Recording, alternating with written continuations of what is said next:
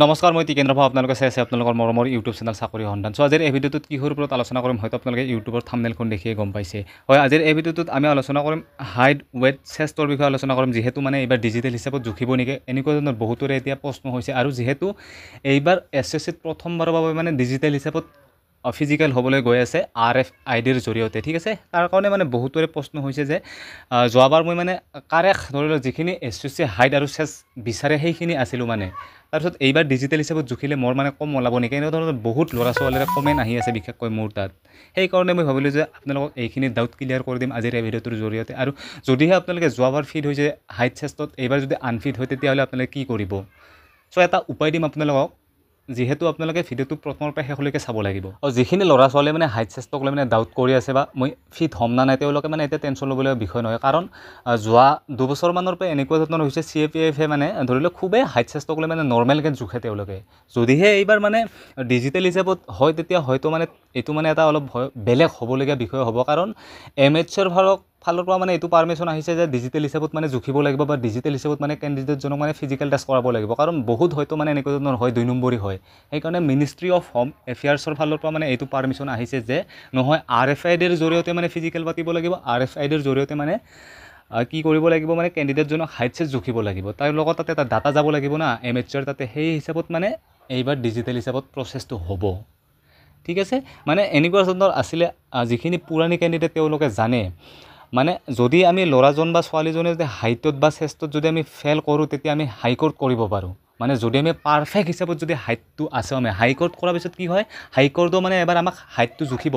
যদি আমি ঠিকে থাকে হাইটটো পাই আমাক হাইকোৰ্টে তেতিয়া মানে অৰ্ডাৰটো দি দিয়ে SSCক মানে বা CAPFক অৰ্ডাৰটো দিয়ে যে নহয় ছোৱালীজনী হাইট আছে বা ল'ৰাজনৰ হাইট আছে, তেতিয়া আকৌ এবাৰ CAPFে মানে আমাক এজন ল'ৰাকো হ'লেও তেওঁলোকে ফিজিকেল পাতিব লাগে আৰু কৰাই আছে SSC ইতিমধ্যে। মানে CAPFে মানে ফিজিকেল কৰাইছে ইতিমধ্যে 2 বছৰমান হ'ল, এজন ল'ৰা বা এজনী ছোৱালীকো ফিজিকেল পাতিব লাগে এইটো কথা।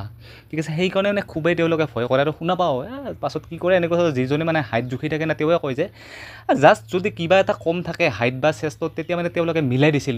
যোৱা 2 বছৰমান দেখিলোঁ। ঠিক আছে, মানে 0.22, 0.3, 0.5 যদি আপোনালোকৰ মানে হাইটটো নিমিলে তেতিয়া মিলাই দিছিলে। যদি আপোনালোকৰ 2 চেণ্টিমিটাৰ 3 চেণ্টিমিটাৰ বা 1 চেণ্টিমিটাৰ যদি কম থাকে তেতিয়া তেওঁলোকে কি কৰি মিলাব নোৱাৰে।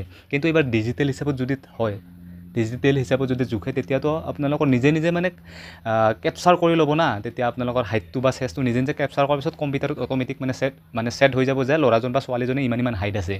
এইটোৱে কথা, মানে একো কম নলয় আপোনালোকৰ যিখিনি হাইট আছে সেইখিনিয়ে আপোনালোকৰ হাইট ওলাব, যিখিনি চেষ্ট আছে সেইখিনিয়ে চেষ্ট ওলাব। তাত একো ভয় খাবলগীয়া বিষয় নহয় এইটো। কিন্তু কথা এটাই মানে হয়তো যিখিনি মানে 2 বছৰত যিখিনি নৰ্মেলকৈ চাইছিলে কিছুমান মানে ধৰি লওক অলপ চলপ কম থাকিলে তেতিয়া মানে পাছ কৰাই দিছিলে, কিন্তু এইবাৰ পাছ কৰাব নোৱাৰিব তেওঁলোক। মানে ক'লোৱে মই কথাটো আপোনালোক, কম্পিউটাৰত অট'মেটিক মানে ছেট হৈ যাব বস্তুটো। মানে কম্পিউটাৰে অট'মেটিক মানে কাউণ্ট কৰিব ল'ৰাজনে ইমানমান টাইমত দৌৰিলে, ল'ৰাজনৰ ইমানমান চেষ্ট আছে, ইমান হাইট আছে।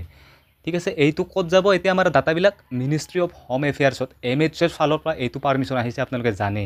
ঠিক আছে, আৰু যিখিনি পুৰণি ল'ৰা ছোৱালী মই ক'লোৱে সেই তেওঁলোকে আগতে জানিছিলে এই কথাটো। আৰু যোৱাবাৰৰ দেখিছোঁ আপোনালোক, যোৱাবাৰ এটা কথা কৈছোঁ মই, যিহেতু আমাক 50জনকৈ দৌৰিছিল, 45জনকৈ দৌৰিছে, 40জনকৈ দৌৰিছে এটা গ্ৰুপত, আমি দৌৰিলোঁ 50জনৰ কেণ্ডিডেটৰ ভিতৰত আমি 45জনে পাছ কৰিছোঁ, 45জন, জাষ্ট 5জন ফেইল কৰিছে। 5জনৰ ভিতৰত 2জন আমাৰ হাইট চেষ্টত মাত্ৰ ফেইল কৰিলে। তেওঁলোকক ইমানেই পাছ কৰাব চেষ্টা কৰিছিলে যে মানে অথচ তেওঁলোক নোৱাৰিল। মানে বহুতবাৰ মানে হাইট চেষ্ট জুখিছে তেওঁলোকক, তথাপিও মানে নিমিলিল কোনোপধ্যে। মানে বহুত কম আছিলে, তাৰ কাৰণে তেওঁলোকক মানে অৱশেষত ফেইল কৰাবলগীয়া হৈছে। আৰু যিখিনি মানে 18-21 ৰিক্ৰুটমেণ্ট আছিল তেতিয়াতো আৰু কোৱাই নাছিল, হাইটো বহুত লাগিছিল তেতিয়া। এতিয়া হাইটো অলপ কম লাগে। আপোনালোকে অফিচিয়েল যিখন নটিফিকেশ্যন আছে না সেই নটিফিকেশ্যন আপোনালোকে চালে গম পাব মানে কিমান কম লগা হৈছে হাইট আৰু চেষ্ট আমাক এতিয়া বৰ্তমান।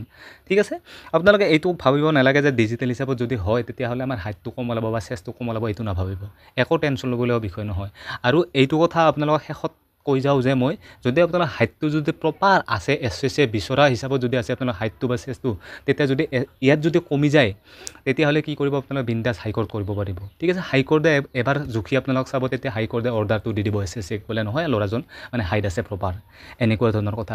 আৰু এটা কথা ক'ম যে মষ্ট ইম্পৰ্টেণ্ট, আগতে যিখিনি পাছ কৰা ল'ৰা ছোৱালী আছে মানে হাইট চেষ্টত পাছ কৰিছে, ফিজিকেল পাছ কৰিছে, তেওঁলোকে যিখন পাছিং চাৰ্টিফিকেট ঠিক আছে পুৰণা যিখন পাছিং চাৰ্টিফিকেট সেইখন একদম লৈ যাব নাপাহৰিব কাৰণ তেওঁলোকক দেখুৱাব যেতিয়া আপোনালোকৰ চেষ্টো কমিব বা হাইটটো কমিব তেতিয়া আপোনালোকে দেখুৱাই দিব যে এই চাৰ্টিফিকেটখন মানে যোৱাবাৰ মানে মই এইটো চেণ্টাৰত পাছ কৰি থৈ গৈছিলোঁ ঠিক আছে আপোনালোকে হাইট আৰু চেষ্টক লৈ ইমান টেনশ্যন ল'বলগীয়া বিষয় নহয় মই আপোনালোকক ক'লোৱে ইমান চিন্তা কৰিব নালাগে আপোনালোকৰ যিখিনি হাইট আছে যিখিনি চেষ্ট আছে সেই হিচাপত আপোনালোকে ডিজিটেল হিচাপত জুখিলেও পাব নুজুখিলেও পাব ঠিক আছে ইমান টেনশ্যন ল'বলগীয়া বিষয় নহয় এইটো আৰু আপোনালোকৰ যিটো ৱেট আছে ঠিক আছে ওজন আছে ওজনটোত আপোনালোকক ইয়াত ফিজিকেলত ৰিজেক্ট নকৰে আপোনালোকৰ যিমানেই বেছি নহওক যিমানেই কম নহওক আপোনালোকৰ কোনো ধৰণৰ ইয়াত ৰিজেক্ট নকৰে ফিজিকেলত টাইমত জাষ্ট আপোনালোকক জনাই দিব যে কেণ্ডিডেটজন ইমান বেছি আছে মেডিকেলৰ সময়ত কমাই আহিব লাগিব আৰু যিজন মানে কম ওজন আছে তেওঁক জনাই দিব যে ইমান কম আছে আপুনি মেডিকেলত টাইমত বঢ়াই আহিব লাগিব তেতিয়া মেডিকেলত টাইমত আপোনালোকৰ কিন্তু প্ৰব্লেম হৈ যাব আৰু ডক্টৰজনৰ ওপৰত মেডিকেল ডক্টৰজনৰ ওপৰত ডিপেণ্ড হ'ব তেতিয়া আৰু মোৰ এজন লগৰ ল'ৰা 15 না 20 কিলো বেছি ওজন আছিলে তেওঁ মানে পাছত ডক্টৰজনে একো নাভাবিলে তেওঁৰ ফিটনেছটো খুবেই ভাল আছিলে পাছত পঠাই দিলে মানে ফিটনেছটো চাই আৰ্মিও নিদিল মানে তাৰপিছত একো নকৰিলে তাক DME ফিট হৈ গৈছে এতিয়া সেই হিচাপত চাকৰি কৰি আছে এনেকুৱা ধৰণৰ কথা ঠিক আছে আজিৰ ভিডিঅ'টো এইখিনি আছিল বিশেষকৈ যদি আপোনাৰ হাইট ৱেট আৰু চেষ্টৰ বিষয়ে যদি কিবা ডাউট আছে তেতিয়াহ'লে আপোনালোকে কমেণ্ট কৰিব পাৰে নিশ্চয় আপোনালোকে কমেণ্টত ৰিপ্লাই কৰিম ধন্যবাদ